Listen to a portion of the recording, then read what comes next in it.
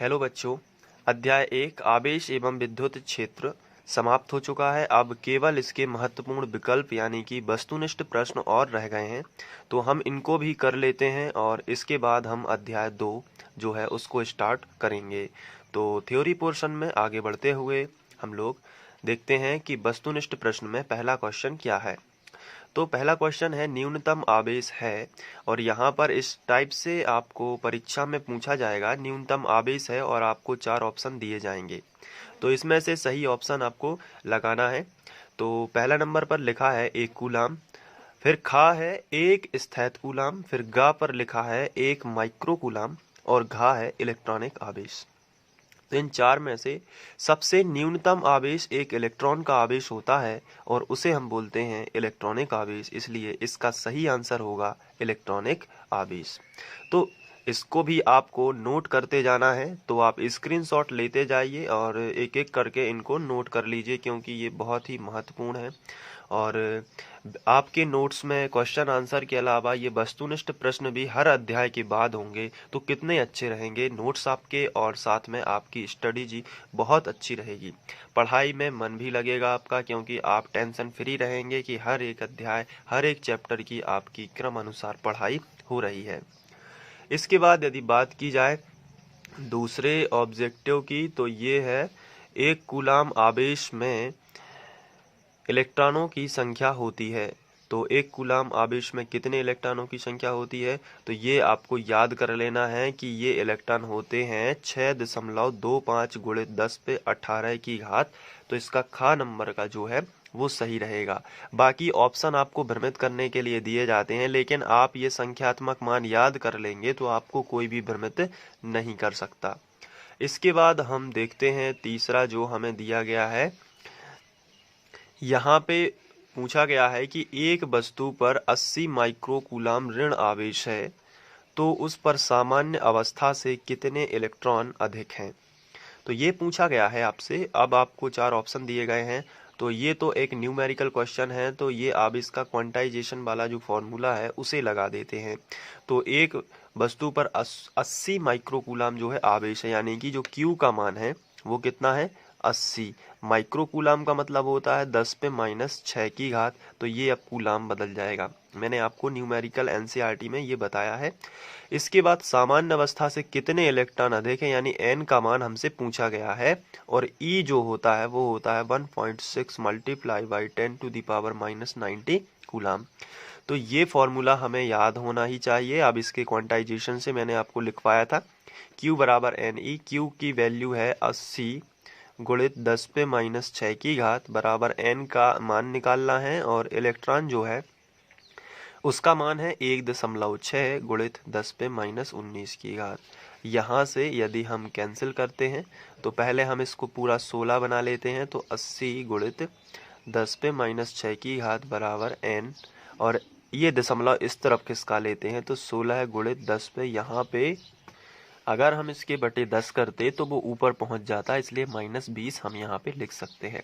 अब चूंकि बराबर का चिन्ह है इसलिए हम यहाँ पे कैंसिल कर सकते हैं। 16 पंचे 80, तो बचेगा 5 गुणित 10 पे -6 की घात बराबर n गुणित 10 पे -20। तो n का मान निकालना है, तो -20 नीचे पहुंच जाएगा, तो 5 गुणित 10 पे -6 बटे 10 पे -20 बराबर n।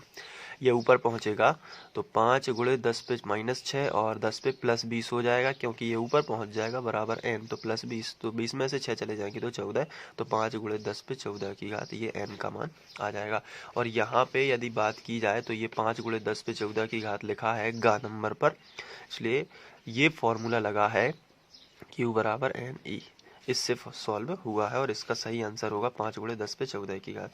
तो इस तरीके से छोटे छोटे न्यूमेरिकल भी ऑब्जेक्टिव टाइप क्वेश्चन में पूछ लिए जाते हैं, तो आप उसके लिए भी रेडी रहिए।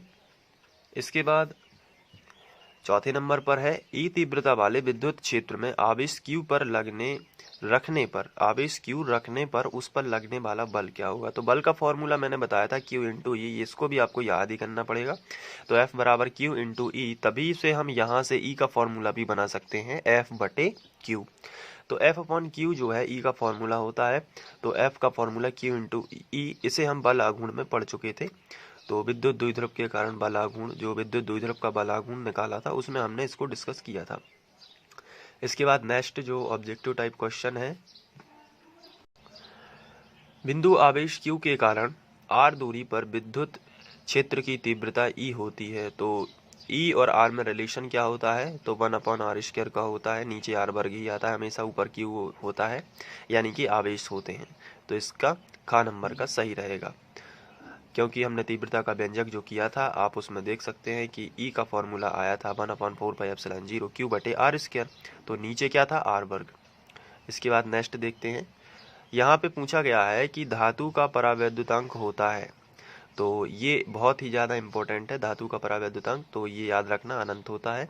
तो ये वाला सही है। इसके बाद नेक्स्ट है, विद्युत क्षेत्र E में क्षेत्रफल S पृष्ठ विद्युत क्षेत्र समांतर रखा गया है, यानी कि जो क्षेत्रफल S का पृष्ठ है विद्युत क्षेत्र के समांतर रखा गया है। यहाँ पे हम ये बोल सकते हैं, जैसे हम यहाँ पे विद्युत क्षेत्र बना लेते हैं, ये हमने रफ में बनाया विद्युत क्षेत्र। अब यहाँ पे विद्युत क्षेत्र E में क्षेत्रफल S, कोई भी हम क्षेत्रफल ले लेते हैं, इसको हम दूसरे कलर के पेन से बनाते हैं। जैसे हमने ये क्षेत्रफल, ये कैसा लेना है, पृष्ठ विद्युत क्षेत्र के समांतर रखा गया है। कहने का मतलब ये है कि ये जो पृष्ठ है वो विद्युत क्षेत्र के समांतर है, तो मैंने पृष्ठ इस तरीके से बना दिया और ये विद्युत क्षेत्र के समांतर है, यानी कि विद्युत क्षेत्र में ही रखा गया है। ये देखिए, ये पृष्ठ मैंने रख दिया और ये कैसा है, विद्युत क्षेत्र के समांतर है। अगर हम यहाँ पे बोला जाता विद्युत क्षेत्र के लंबवत, तो पृष्ठ को किस यहाँ पे हम इस तरीके से रखते, तो ये हो जाता लंबवत, लेकिन समांतर यानी कि इसी तरीके से बिछा देना होता है। अब यहाँ पे लिखा है विद्युत क्षेत्र के समांतर रखा गया है, तो पृष्ठ से संबद्ध विद्युत फ्लक्स क्या होगा। विद्युत फ्लक्स का हम पढ़ चुके हैं, फाई ई बराबर E S cos theta, E S cos theta. तो यहाँ पे यदि बात की जाए तो थीटा पर निर्भर करता है विद्युत फ्लक्स। अब यहाँ पे थीटा क्या है, तो इसका बनाया हमेशा पृष्ठ का बनता है एरिया वेक्टर, तो हमेशा उस पृष्ठ के लंबवत एक लाइन खींचनी है, तो वो उसकी दिशा पता चल जाती है, तो ये है एरिया वेक्टर। तो एरिया वेक्टर विद्युत क्षेत्र के साथ बना रहा है 90 डिग्री का एंगल, तो हम यहाँ थीटा रखेंगे 90, तो फाई ई बराबर मिलेगा हमें ई एस कॉस 90। अब कॉस 90 जो है वो कितना होता है, तो कॉस 90 होता है 0, तो कॉस 90 0, तो सब 0 हो जाएगा, क्योंकि ई एस मल्टीप्लाई बाई 0, तो सब 0 कर देगा, यानी फ्लक्स क्या होगा, फ्लक्स क्या होगा, शून्य ही होगा। तो ऐसी स्थिति में इस यहाँ पर ऑप्शन भी दिए गए हैं, तो ऑप्शन भी नहीं देखना, डायरेक्ट हल करके बता देना है कि इसका क्या आंसर आएगा, शून्य। तो इस तरीके से सॉल्व हो जाते हैं। इसके बाद नेक्स्ट क्वेश्चन देख लेते हैं। यहाँ पे हमसे पूछा गया है कि वायु का परावैद्युतांक कितना होता है। तो वायु या निर्वात में हमेशा k बराबर 1 रखा जाता है। तो धातु का तो अनंत होता है, जो अभी हमने जस्ट पहले पढ़ा है, धातु का कितना होता है, अनंत होता है, लेकिन वायु का कितना होता है, वायु का होता है 1। तो यहाँ पे आपको लिख देना है वायु का परावैद्युतांक 1 होगा। इसके बाद आगे बढ़ते हैं। द्विध्रुव आघूर्ण P वाले द्विध्रुव के कारण इसके केंद्र से r दूरी पर विद्युत क्षेत्र की तीव्रता E की r पर निर्भरता होगी। तो इस तरीके का हमने व्यंजक किया हुआ है अक्षीय और निरक्षीय स्थिति में। तो वहाँ पे अक्षीय स्थिति में 2p/r³ आता था, और बाद में ये भी होता है, ये सब चीज़ें भी रहती थी 1/4πε0, और निरक्षीय में आता था p/r³। लेकिन दोनों ही कंडीशन में r के साथ यदि रिलेशन पूछा गया है तो r³ ही आता था दोनों में। तो आप देख सकते हैं उन दोनों डेरिवेशन को, जो आपने नोट्स में यदि स्क्रीनशॉट लेके लिखा होगा तो आप तुरंत इमीडिएटली भी देख सकते हैं। तो r³ और r³ आ रहा है, यानी रिलेशन तो यही रहेगा। तो यहाँ पे ये वाला रिलेशन ठीक है कि तीव्रता और द्विध्रुव वाले स्थिति में अक्षीय और निरक्षीय दोनों किए हैं, दोनों में r के साथ ही का रिलेशन q के रूप में आया है, यानी कि r³ के रूप में आया है। अंत में एक और बचा है, यहाँ पे 10 ऑब्जेक्टिव हो जाएंगे। वायु में स्थित एकांक धन आवेश से निकलने वाला कुल विद्युत फ्लक्स होता है, तो ये है 1/ε0। आप इसको भी याद कर लीजिए। और इसके बाद हम रिक्त स्थान देख लेते हैं। तो यहाँ पे मैंने रिक्त स्थान पहले से ही भरे रखे हुए हैं, तो कोई बात नहीं, आप इसका स्क्रीनशॉट लेके इसे लिख लीजिए और याद भी कर लीजिए। मैं जरा आपको पढ़ के बता देता हूँ। जैसे आवेश का विमीय सूत्र ए टी होता है, यानी कि धारा गुणित समय है, तो वहां से आवेश बनता है, इसलिए ए इंटू टी वहां पे बनाया जाता है। तो इसको याद रखना, ये आवेश वाला ज्यादातर पूछा जाता है, इसलिए मैं आपसे बोलूंगा कि ये सभी आपको बहुत अच्छे से अपने नोट्स में लिख लेना है। ये एक प्रकार के नोट्स ही हैं, आप इसको सीरियसली यदि लेते हैं तो आपका एक भी नंबर का यहाँ से बाहर नहीं जाने वाला है। फिजिक्स का पेपर आपका पूरा आपको फंसेगा यहीं से, यदि आप इसको बहुत अच्छे से कर पाते हैं तो।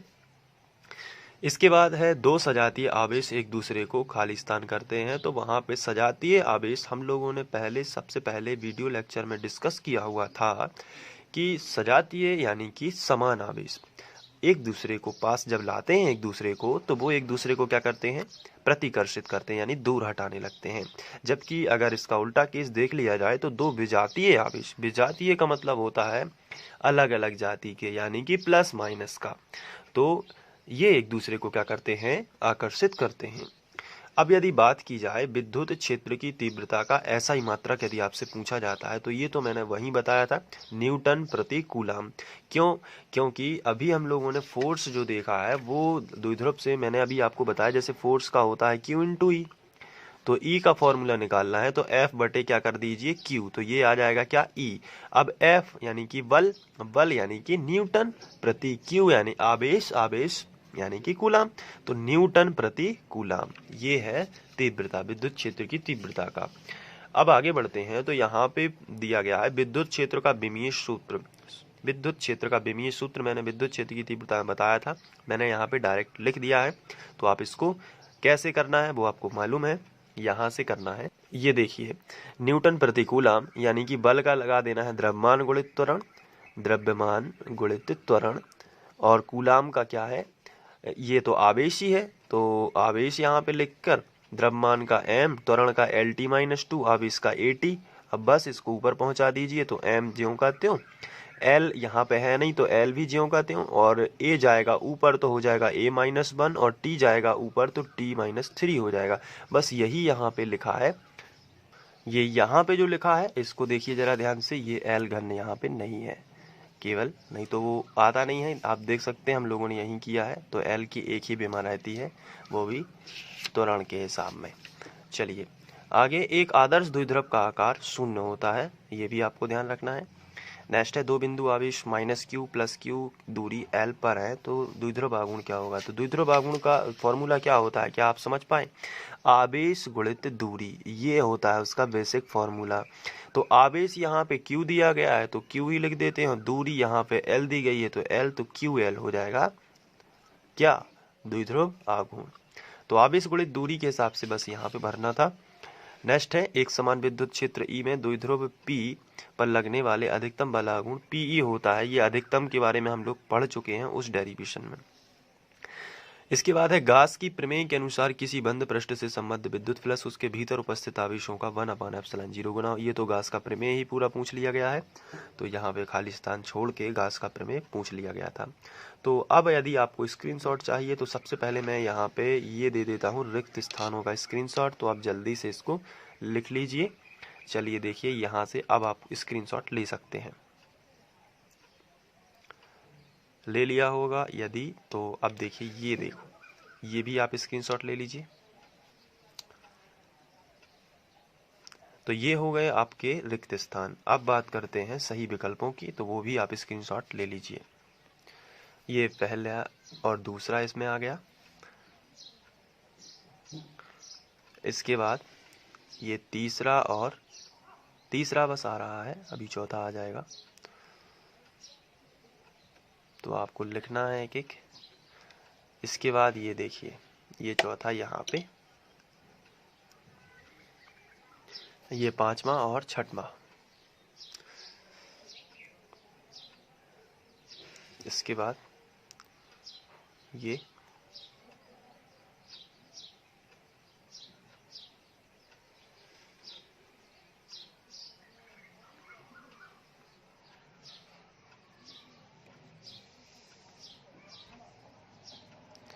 तो ये हो जाते हैं 10 महत्वपूर्ण विकल्प और उसके बाद खाली स्थान तो मैंने आपको दे ही दिए हैं। तो आशा करता हूँ कि आप लोग अपने नोट्स में लिख लेंगे और इनकी अच्छी तैयारी कर देंगे। अब इस तरीके से हम कह सकते हैं कि आपका अध्याय 1 का थ्योरी पोर्शन पूरी तरीके से समाप्त है। अब इसके बाद कुछ न्यूमेरिकल क्वेश्चन होंगे जो मैं दूसरे प्लेलिस्ट पर करा रहा हूँ। तो थ्योरी पार्ट एक बार ख़त्म हो जाएगा तो मैं वहाँ पे एनसीईआरटी के बीच बीच में कुछ डालता भी जा रहा हूँ, तो एग्ज़ाम टाइम तक आपको मिल जाएंगे और थ्योरी पोर्शन तब तक क्लियर कर लीजिए। और एनसीईआरटी का जो अभ्यास प्रश्नों का प्लेलिस्ट आप देख रहे हैं वहाँ पे आपको न्यूमेरिकल मिलेंगे। Thank you. ये वीडियो आप free online coaching by Sandeep Khare के माध्यम से देख रहे थे। ऐसा इसलिए बोलना पड़ता है ताकि कोई कॉपी ना कर पाए। Thank you.